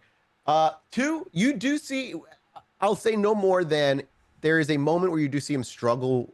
You've clearly hit at something. And there's a moment where you see him struggle before he says, I mean, how much we talking? Well, that depends on what kind of information you bring me. That's where from opening up an interest to going kind of almost back to defensive. What He's did like, they I'm telling pay you. Couple $100 every time you turn over information on your, which makes you liable for your own life. Yeah, well, like you could argue I was making myself liable for my own life before I was an informant too. You know, That's sometimes because you didn't have anybody at your back. you hit on something, but again, Janet Not knows why only people. will I pay you more than a couple $100 every time you turn over information, you will be assured to have a couple extra hands at your back. Listen, it sounds like a good opportunity for me. I ain't gonna lie, but what could I possibly tell you that would be of any information to you in your lucrative mining business? I will kind of bridge the gap and step up just a little bit in his face. And I was like, I'm going to take that as a compliment and not an insult. There's nothing more valuable than information. And as somebody that, say, works for the other side of the line, the information the police are looking for is very, very valuable to me. Enough to say put extra money in your pocket and sure, I don't know, you got a little backup when things get bad. Listen, I got people I care about. I don't want to get hurt no more. You know what I mean? And so do I. And your presence being here puts all of the people I care about at risk. So we have an opportunity to make a deal. Instead of me letting my friend here bludgeon you to death with a crowbar and dump you in the bottom of the quarry.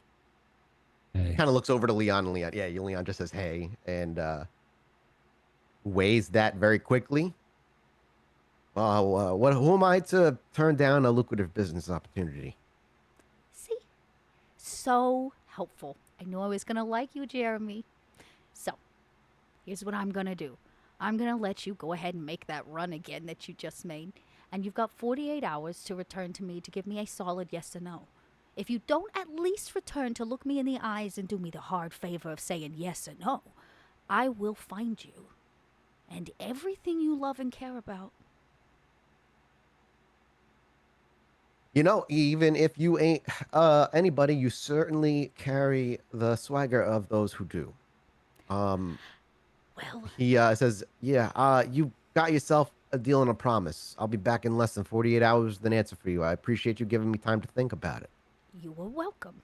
I appreciate you not making too much of a scene. If it ain't too much for me to say, and he almost and he says Miss or Mrs. Janetti, and he gives like a You which can is call me Janet. Janet, may I? And he looks around like for permission to speak. If you see an older woman, and he goes on to describe Betty, basically. Mm-hmm. Someone who assaulted me, and I shit you not, she moves like the devil. And don't trust her. Like I said, I thought I recognized her for a second, and she immediately started running after me. Did I think you she's also recognize kind her? of I think she's also kind of like a snitch or something. You know what I mean? She carries information snitches, a lot. no snitches. Yeah. So she's violent, apparently. Look at her for a half a second too long, she'll attack. I just, if We'll you, be on you the know, if you lookout for see the her, old woman. I swear to God, I got attacked by one and brought me here. You know No what? other there's no other reason I You've could have been been. Wait a nothing minute, you but said you got honest with security me? cameras? You said you got security cameras. She should be on them security cameras. We should look. You got the tapes? Oh, Jeremiah, we're not friends enough for you to see my tapes. No, right. Yeah. Well, 48 hours, Jeremy. 48 hours. Look at them tapes while I'm gone. I will get confirmation and deal with the old lady. Thank you. Janet, not Miss Janet, just Janet. And he kind of gives like a head nod. He doesn't really know if this is, he's like surrounded by David, who's like tall and beautiful, Leon, tall and scary, and then Janet, who's just like clearly well kept and in charge, and he's just like doesn't know how to act in this a quarry where he's like, does he bow his head? Does he like shake your hand? Please leave. Bye. All right, but yeah, no problem. He turns and he scutters off as like a half speed walk to the exit to the gate. Thank you for doing that, David. That was very As well you hear done. thank you, as you say thank you, you hear the gate grating open as he's pulling it, That gate. and then he leaves it and closes it shut, interrupting your conversation just one last time. And you see him wave and run off. Okay, well, at least, we solved one problem today. And we got an informant on our side. Actually, before he goes, you literally sidetracked me so bad.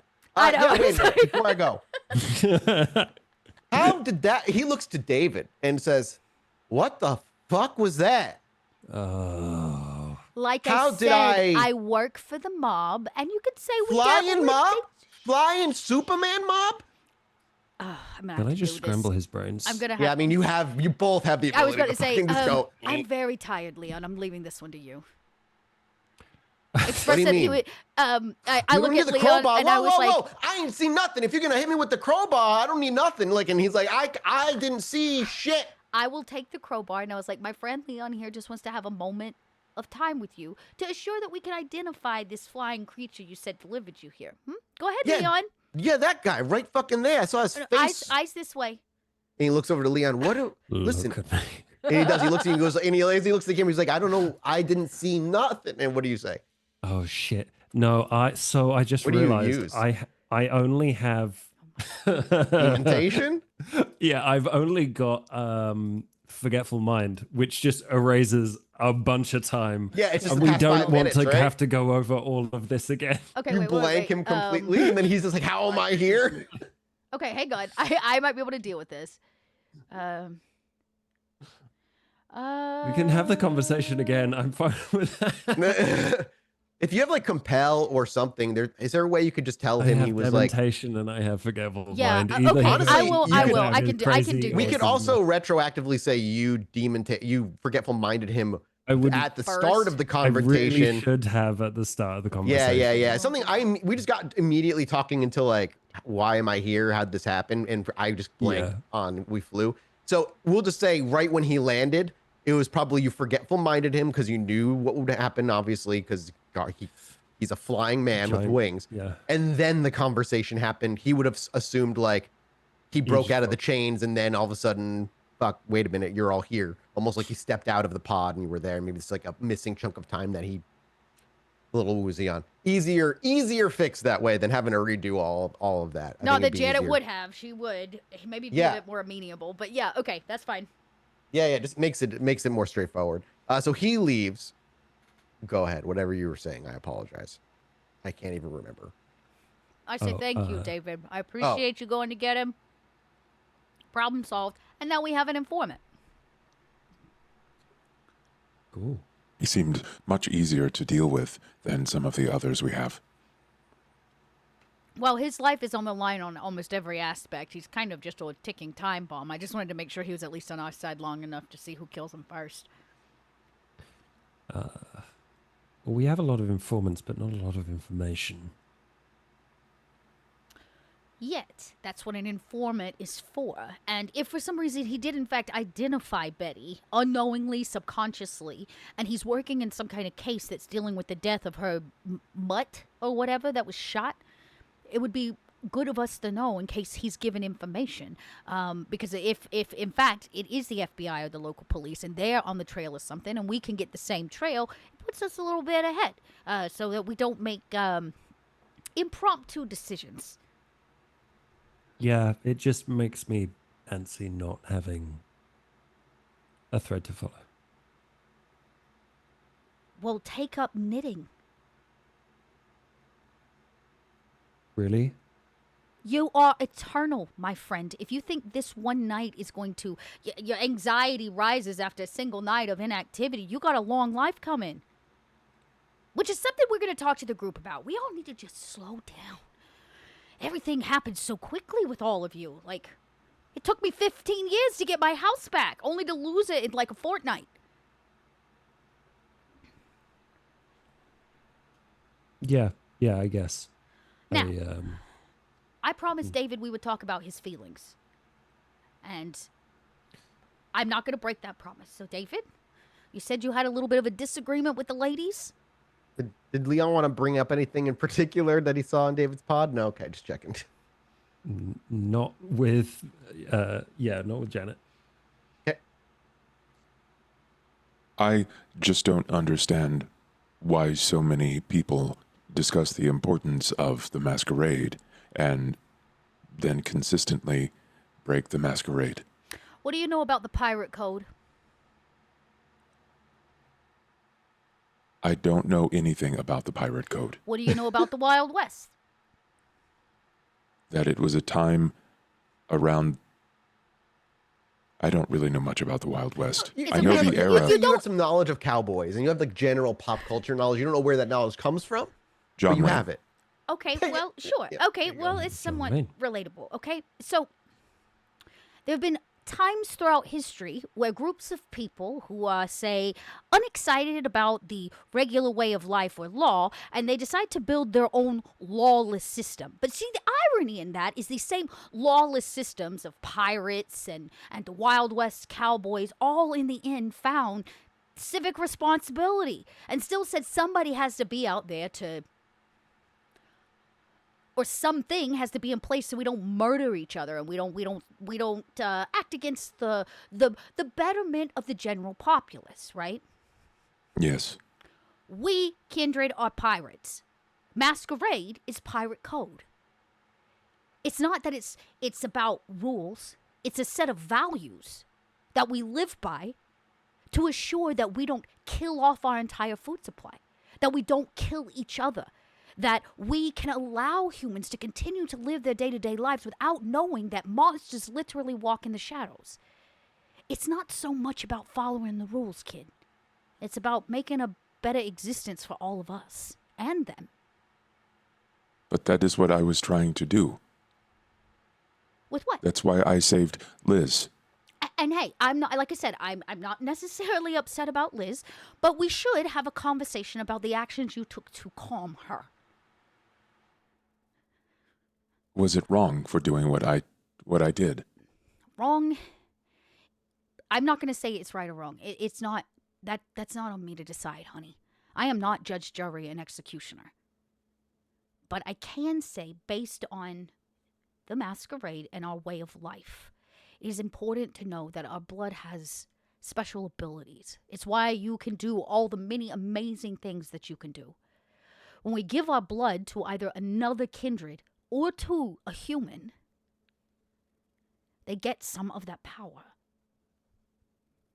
More importantly, they get addicted to it. That's true. Is that not just hunger? No. Not in the same way we are hungry. Our blood acts as a drug, really, to humans. And when we offer it to them, some, hopefully all, are consenting. But it changes them. It makes them age slower. It gives them parts of our abilities. And it makes them 100% dedicated to you. The blood acts as an addictive string connecting the two of you. It's called a blood bond for a reason. But I am confused. Is loyalty not something that is desired in a friend? It is.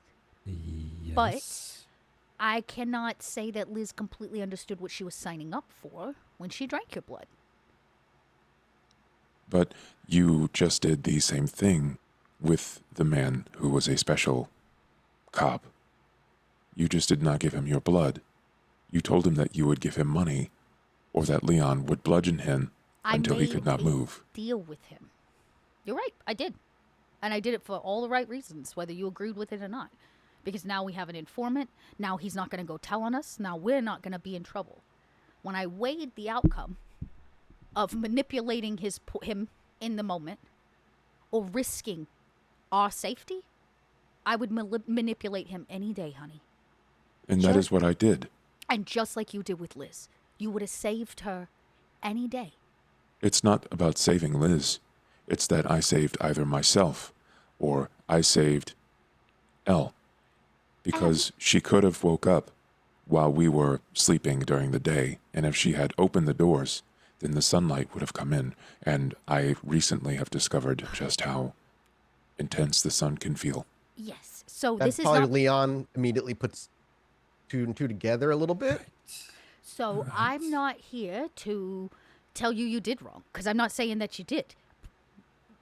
Helping Liz and inevitably assuring that you had some control over the situation is going to save both her and you in the long run. So I'm here to tell you, I don't know that I would have done any different. When it came to Magpie, we made the same choice. So if you're looking for me to be mad at you, I'm not gonna be. I think that even when you are not mad at me or one person, I think the world has made you a mad person. Well, honey, we can agree on something.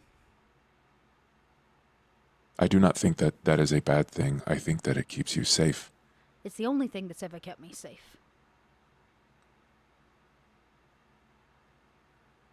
I understand what you're saying, and I see the reasons that you're doing it. I just do not believe that everyone sees the reasons that I am doing what I am doing. Well, let's talk about that. Why did you give her your blood?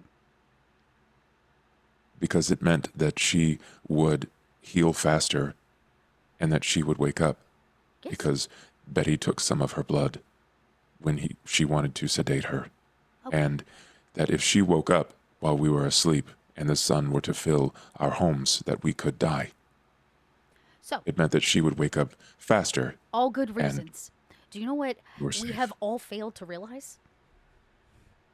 The issue of this police officer and Liz showing up, being bled almost dry, you're saying, all has the same common denominator. Is that- We're blaming this on Betty now? No, what I'm saying here, David, is that Betty has put you in a bad situation. Like she's put me in a bad situation. And I'm not saying she's the only one of us that has done it. But what I'm saying is I don't want you to beat yourself up or feel like you did something wrong.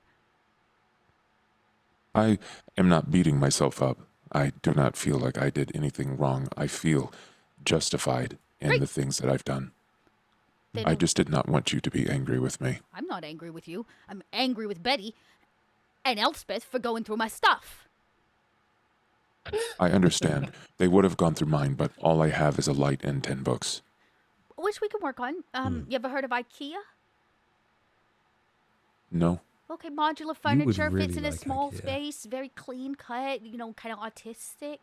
We could put it up in your, but we can make it all you, David. I think what I'm trying to say is, I don't know what was said between all of you while I was away to fluff your feathers, so to say. But I'm not mad at you. Betty talks so very much and so very fast, and she does not afford time to think or to even interject and respond.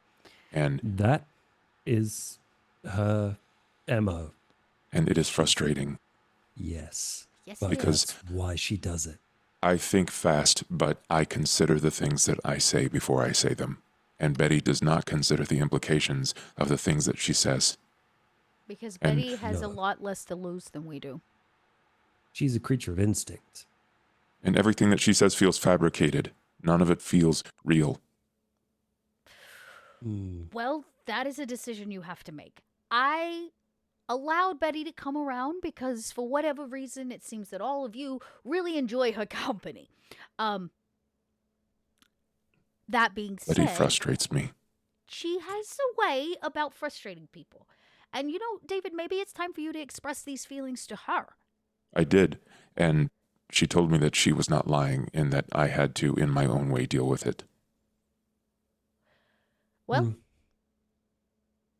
In my experience, Betty doesn't often lie, but she doesn't always want everyone to know things about her.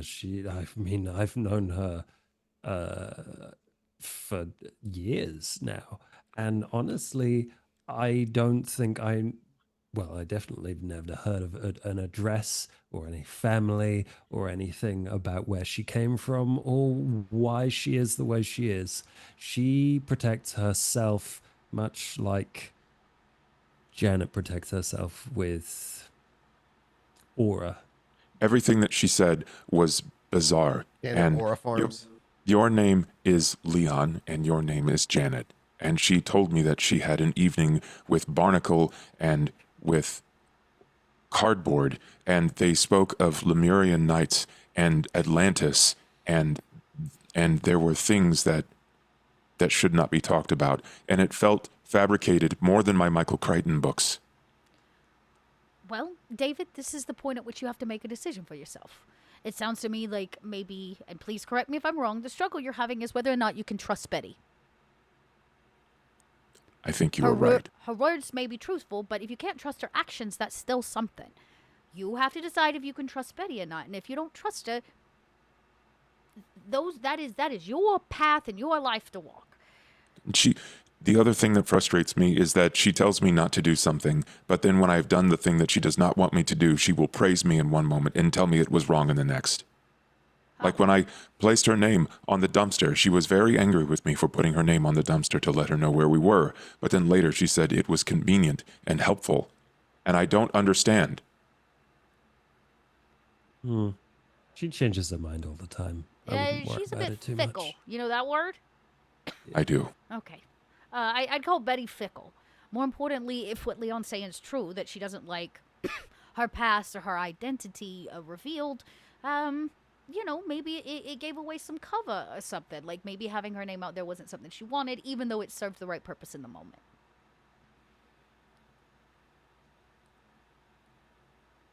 Now, It just sends mixed signals.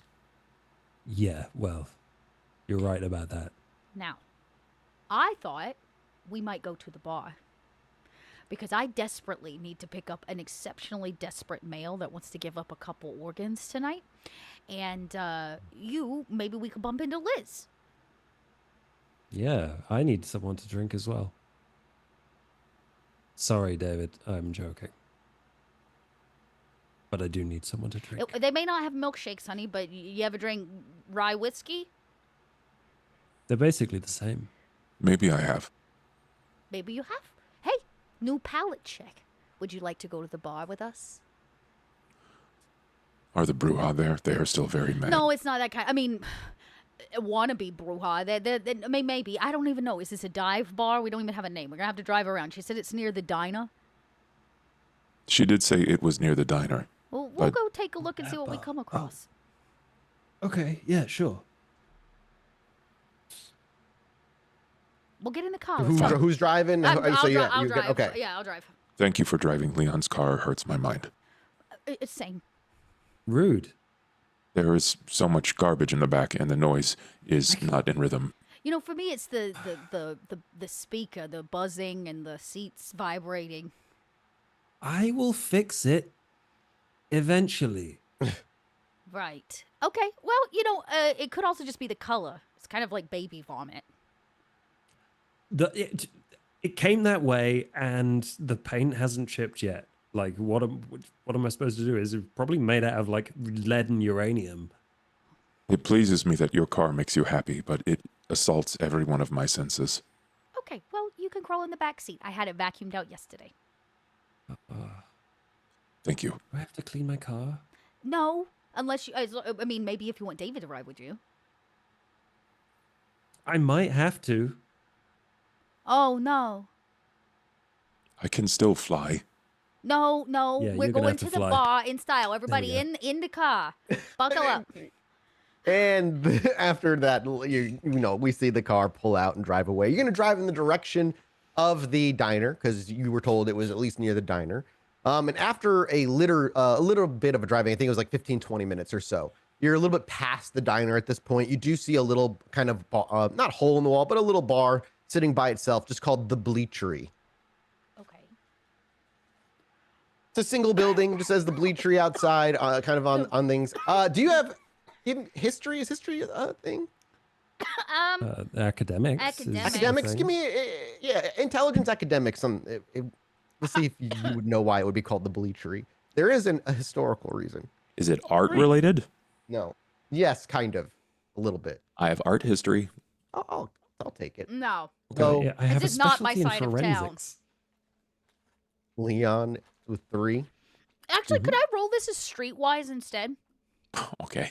I have 5. Good lord. Yeah, I'll go for street. Because like I know the streets of Boston. Maybe yeah, not the it's history. Waltham Okay. specific. Okay. I mean, it'll be a better roll. Ideally. I'll take it. I'll take the roll. Okay, well, it's still a 2. It was meant to be. Okay. So for David and Leon, I mean, basically the Bleachery just harkens back to Waltham's history with its a Bleachery and dye works. It's very just like kind of what it was known for a little bit back in time. And so this bar just kind of harkens back to the local history of Waltham itself. It's a little single story building that's just kind of like your not old timey, but just like a simple building that just has, when you walk in, as you push the door open, you see a couple of pool tables, a bar with a few people sitting at it, a couple of tables themselves where people are just having some bar food and beers, and some TV playing some local Red Sox Boston updates and so on, as ESPN is just kind of happening in the background. As you step in, I'm assuming Janet steps in first. There's a little bit of hustle and bustle for probably around 1 or 2 a.m. at this point. The bar is open for another couple of hours, goes until about 4. When you step in, do you just grab a table? There is an open table. There's open seats at the bar. It's not like this place is fucking packed or anything. I'm here for dinner. So who looks like the most desperate, lonely, drunk motherfucker at the bar? Oh man, there's so many to choose from. I want to look for one particular- specifically with the ring on his finger, because that means he's With not the ring home on with his his finger? wife and he's miserable. Got you. Yeah, you find this guy who's he's just sitting at the bar by himself. He's halfway down with likely his second beer, because you see at least a cup in front of him is empty. Those tall boys that have some sort of summer ale, looks like probably a Sam Adams summer ale thing going. And as he's drinking, he's leaning over, and you just see a ring on his finger. He's a little overweight. He's got a beard, but he's bald on top completely. You see the bags under his eyes. Blue collar worker. You see, and just sitting there with his jeans and a t-shirt, staring mindlessly with his hunch up at the TV, watching the ESPN updates. He's the one that all I do is saunter up and sit down at the bar. I'll order a glass of wine, and I'll sigh. Oh. You see his eyes kind of like look over to you and then back up to the TV, and he maybe surprisingly ignores you. What was that? Rough night, huh? Uh-huh. And he reaches for the beer and like drinks it, and giving him a reason not have to say much else. You look real lonely. You want to come home with me? And I will command him to do so. Yep, compel. So how can I do this? Come on. All the ways to be approached by a woman at a bar. Jeez. Yeah, I know. You have to you don't need to lonely, roll I for can it, but do you fix that. need to rouse for Yeah. it? Okay, so this is what I'm checking. So I'm actually going to use, so this is Melpany, which is the one, so it's not a command I'm actually giving them. This is basically using like awe in place of it to try to convince got him. you. It's like a Can you give me manipulation, right? Manipulation, persuasion, and it plus the is dots over there. free. So can I roll this so you can read it? I don't know how to use this. I wanted to give it to y'all, but I can't figure it out. Okay, well, so I will roll a presence here. So I'll roll with my presence because of it. And you just hear my voice very lightly change. Almost this kind of nasty, demonic, like, you want to come home with me. As it is. Are you doing it? Are you daunting him then? Are you like? It's scaring not him? daunting. I just imagine that this is the beast, right? Okay. So there's Yeah. an unnaturalness to it, Aspects even of if it. he doesn't hear it. Yeah, absolutely. I just wanted to make sure. Okay, can I charisma persuade? Manipulate, persuade, Manipulate, persuade. Okay, well, I really want and him then it to adds come the home dots with of me. that thing. Yeah. Yeah, so I'm gonna go ahead and I just need to restock here. So, okay, perfect. I am gonna rouse for this as well. Let me say manipulation, persuasion, 2 more die, plus the 2. All right, give me an 8. Holy fucking shit! How many? Jesus Christ! So many successes. Yeah, so I got all 8 but successes yeah, is 8. insane. One success. He when you say that, again, he's mid drinking his beer when you say that to him. You see he actually like his eyes dart over to you as he tilts his head back, puts the rest of the beer into his mouth, pops the tall boy down. He makes a notion to the bartender as he pulls out just cash and leaves it on the table. And he said, and he doesn't really even say anything to you. You just watch as he twirls his wedding ring off of his finger and slips it into his pocket. And just kind of says, lead the way. It's the black car outside. Let me close my tab. I'll meet you there. So I kind of tell him which car it is, and I will look now to Leon and David to see what they're doing. Because I'm sure it takes me 5 minutes or so to, like, you know, get him coerced into. Yeah. As you look over, David and Leon, when you walk in, Janet just peels away from you. Gone. Are you hungry, Janet? Because you no, but I need a stash. Okay, got you. I'm empty. Yeah. Leon, you need to feed too, right? I do, but I realize it's probably not a very good idea for me to do that in the middle of a bar.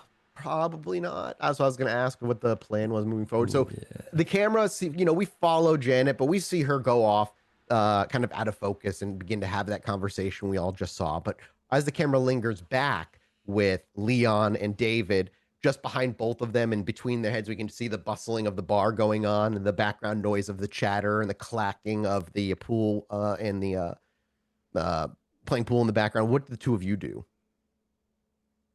So I think David probably just watches how swiftly Janet maneuvers and finds food and wonders if all Kindred are as quick about it.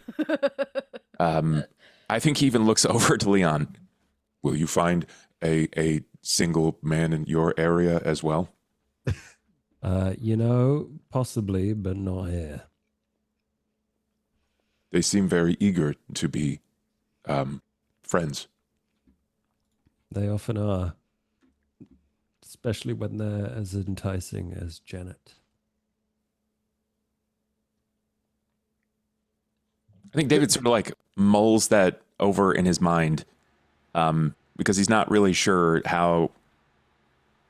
what that looks like. What does enticing look like? I don't know if he's ever looked at anything as enticing before.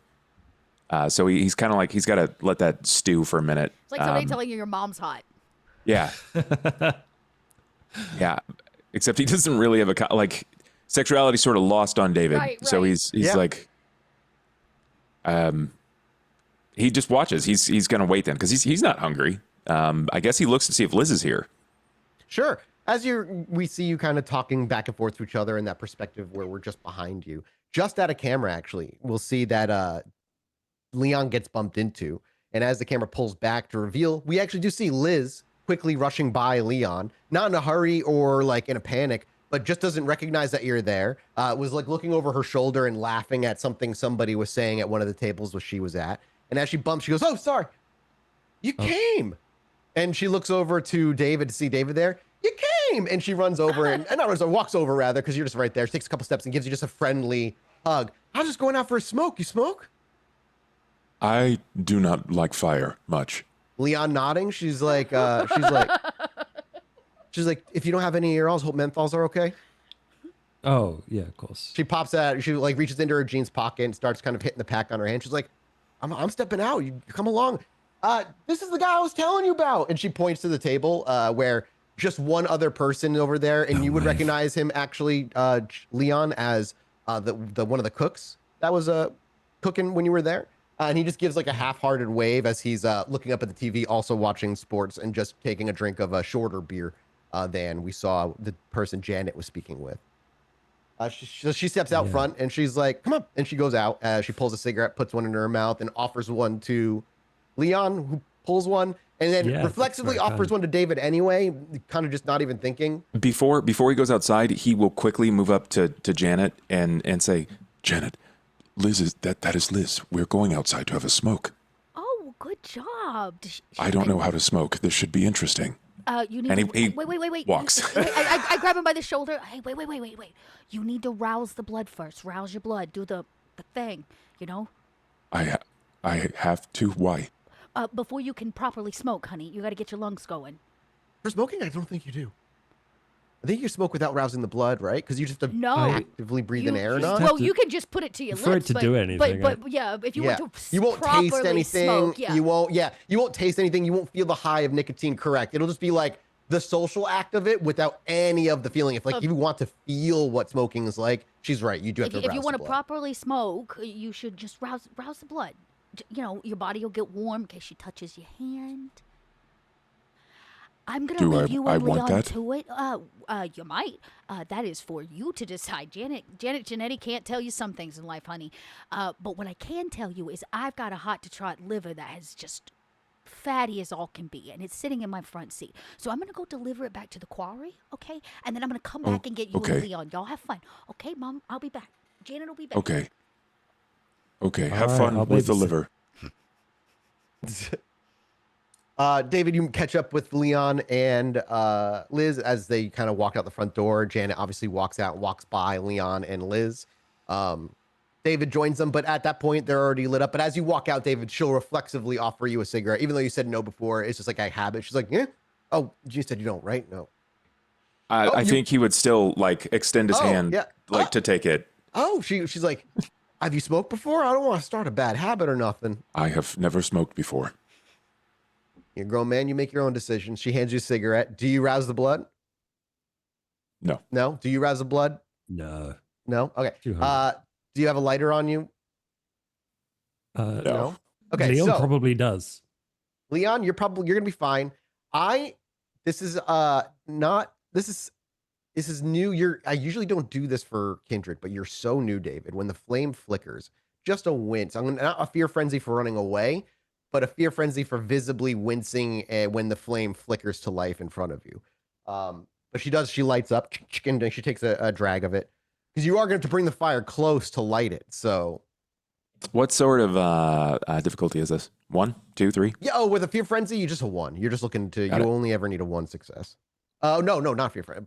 It's fine. Doesn't matter. I failed. Doesn't matter. You don't. Again, it's not a full-on fear frenzy. When she lights it, she doesn't even necessarily notice this out of her eyes. But when you go to light it and you have to light it, there's a moment where you probably a little nervous, and then when you do it and the flame catches, your face flicks away and you let it go.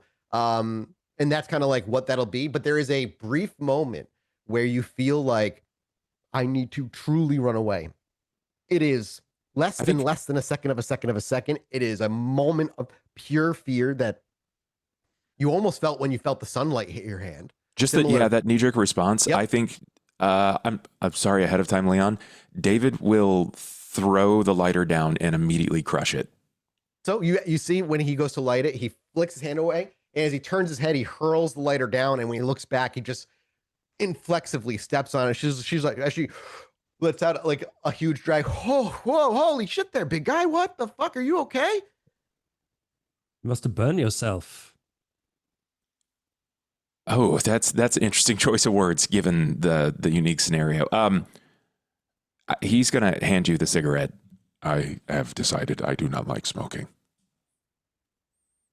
She looks to it. She's as she takes the cigarette back and she puts it back in her palm. She's like, "That's no problem. Are you kind of like just a sensitive guy?" And when she says that, she looks to Leon with is he a sensitive guy? Sometimes. Yeah. It's this is normal. I wouldn't worry about it. But She looks. She's like, "It's fine. I can take the cigarette back. The cigarette wasn't wasted, and I can just always get a new do not lighter." like fire. yeah. That's all right. He's sensitive. No, yeah. We all got things we're afraid of. Fire ain't half the weirdest shit that I've heard people be afraid of before.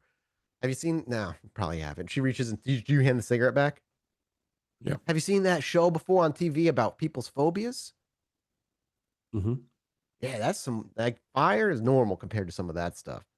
Yeah, you hear about tryptophobia? Crypto what? No, what's that? Fear of many, many holes.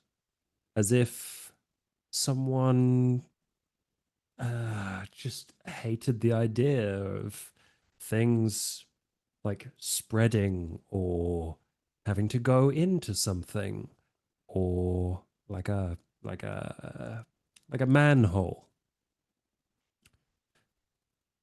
Okay, yeah, that's weird. Why? Manhole? It's yeah. Very specific. You have a manholophobia? I don't.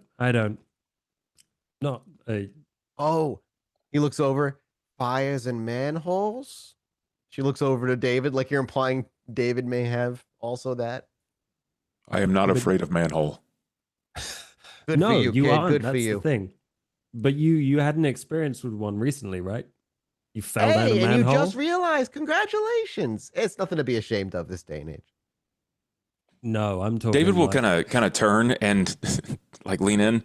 I did not think we were supposed to talk about this. Oh, you're well, fine here. We ain't in like Texas or some shit. You're fine. what else are we supposed to talk to her about?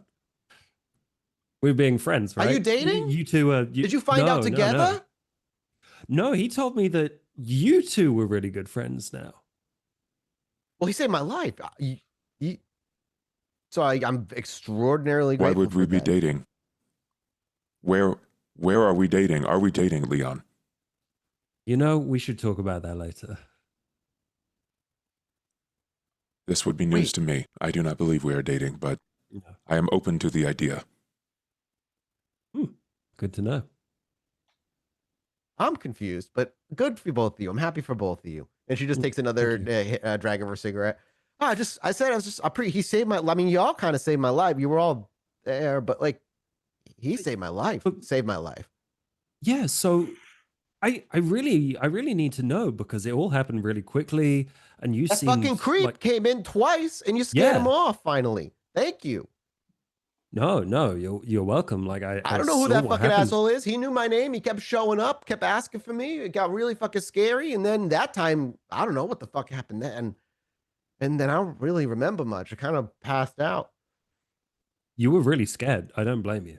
Yeah, I don't like that guy. I made it clear to everybody I worked with that he was not to be served by me when he came in. And he walked in looking like he was looking for more than just food. So That's so wait. So where did you first meet him? At work?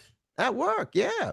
He just kept coming in. How He was many just a guest times? that one day, and I served him once, and he knew my name already. I don't know. That was weird enough, but maybe he heard through a. I don't know. It's a small place, right? Like it's just a little dine out in the middle of nowhere. Most people know people, and every time he come in, he'd ask for me. He asked for me, and he just know more and more and more about me, and it got creepier and creepier. I told him to stop, and he didn't. So I told him, the owner, and he said that if he came in again, I said I don't want to serve him anymore. And then we stopped wanting him to come into the store, and he came in anyway. And then, well, you know the rest. It's been about 2 or 3 months. It's been too damn long, and he even tip all that good either. Well, that's the worst bit then.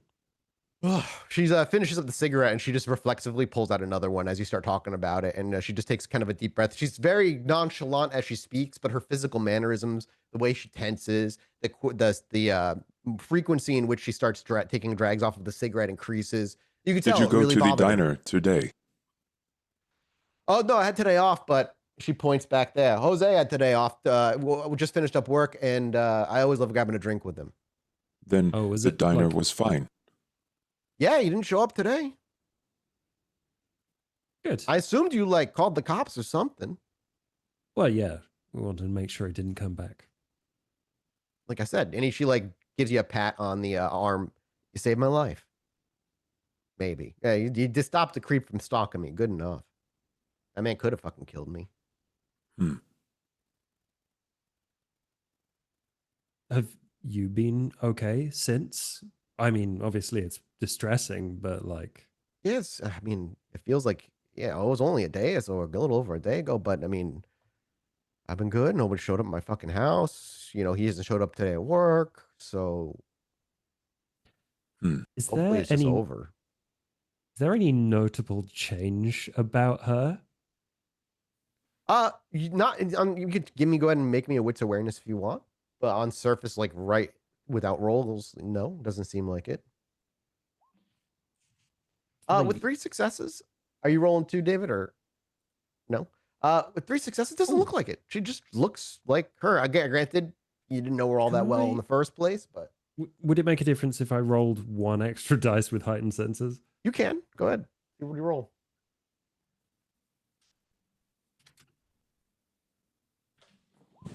It's a 10. It's a two. No, Two. it's a D10. It's a 2.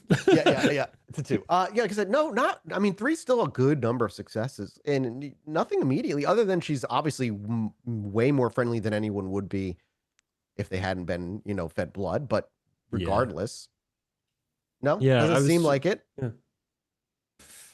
She was unconscious through the whole thing. You were the only ones that directly interacted with it. No fractals, maths. Nope, you're not Reality seeing. warp. You are not seeing anything in Malkavian perspective land. Would I, knowing what they've said about ghouling, Mhm. if I were to look for anything specifically related to what ghouling meant, could I potentially discern, because it's based on whatever you have the most dots in discipline wise? Of a level 1, yeah. Right, but I have 3 disciplines and they're all at level 2.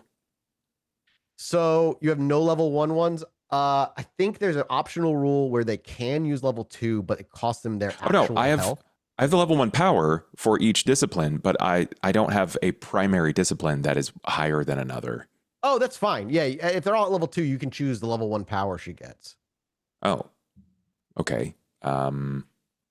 I'm going to guess that it's probably based off of what I use the most, which is either Visceratica or Protean. Sure. So level 1, Protean would be Weight of a Feather. Level 1, Visceratica would be Skin of the Chameleon. Yeah, it'd be your call. Whatever the one it is, she wouldn't have realized it yet, nor would she know how to really trigger it anyway. She has no idea what you even are. Right. She is, you know what? I'll try it. Human. A wits awareness, just because I think David is trying to glean if there's anything relating to that tied to her. 3 successes. I you know what? I'll willpower it. I've got it, and I can reroll 3. Seems kind of good. I got 4 successes. You don't see like her skin isn't changing any color, if that's indicative at all. I would say the only thing you might notice is with 4 it's affecting her. With 4, you're a vampire. I'll give that to you. She's clearly able to smoke the cigarettes very deeply and often, and seems to not be impacting her breathing whatsoever. In a way that she's not necessarily noticing, but she is inhaling a lot, and there is actively she doesn't need to stop to catch her breath. She doesn't need to stop to just she can just go. And it's not like she has that chain smoker voice. It's not that this is something she does regularly, but it's not her lungs are not taking the damage that even it would that it would at this point. And if you were just observing further, she's not breathing as often, probably. Just little tiny details that you might pick up on that indicate her physiology has changed in some subtle way, slowing down a little bit, the smoking not injuring her nearly as much as it would a normal mortal smoking, that kind of thing. As for her abilities, nothing can really be detected with just, its awareness on that, but it's also been 24 hours, so. Yeah, I think he finds it fascinating, but he's not picking up any other details. And so early too that she hasn't even noticed it. Give it a couple days where she's able to, she's doing things and suddenly things are not affecting her like they used to. She might be a little curious as to what's going on with her health wise, but she wouldn't necessarily put 2 and 2 together. She doesn't know Kindred are real. She has no idea vampires are real, any of that stuff. So there's no reason for her to believe. Okay. He'll continue to sort of hang right here with them. And if you hang out, she just kind of goes on about her day. I mean, if anybody's ever worked at a restaurant, the kind of background, just what the day was like, the shit that was annoyed her, the good guests she had, the bad guests she had. If you ask her questions about her day-to-day life, you'd learn she makes a surprisingly good amount of money out of this place and for a breakfast diner place. It's one of the only ones in the area, so a lot of people just go there. A lot of just kind of background style. If there's anything specific you want to have a conversation about, but if it just ends up being watching David and Leon have a friendly conversation with Liz, then that's what it is. Yeah, I think Leon is curious about any kind of connections she might have to other things that are going on, but I don't think that's the kind of information we're going to be able to get out of her. The best thing I could ask you to do is to give me a manipulation persuasion roll to try and gently guide the conversation in a way where you might learn she has a weird history or there's something strange about her, as you're just talking about it. But that's the only thing I could really think about offering you to roll. Yeah, like asking her questions about, oh, has anything weird like this happened to you before? It Has she seems had like encounters? I mean, ghost stories from her past or paranormal things. Yeah. Yeah, I know what you're trying to say. Give me a manipulation persuasion roll. Okay. Oh, And I think this is more telling maybe to you than anything. She seems wholeheartedly boring. Nothing seems to be special about her past. She is very clearly immortal. She is very clearly not tied to kindred, lupines, any of that stuff. Did Leon roll enough to put two and two to your guess of your out of game guess last time? Fuck. What is your cult? Anything? oh, 0 in a cult. Okay, so you wouldn't. Okay. She is He just knows what extremely he's been told. mundane, and nothing in her past indicates that she is special in any way. What the fuck made her special that day? Weird. I think he even like he starts to get like a little bit spacey about it, but he continues to engage in this conversation, and like just Yeah. once that curiosity has been satisfied, he's just like, okay, I guess she's a normal person. We should just treat her like a normal person.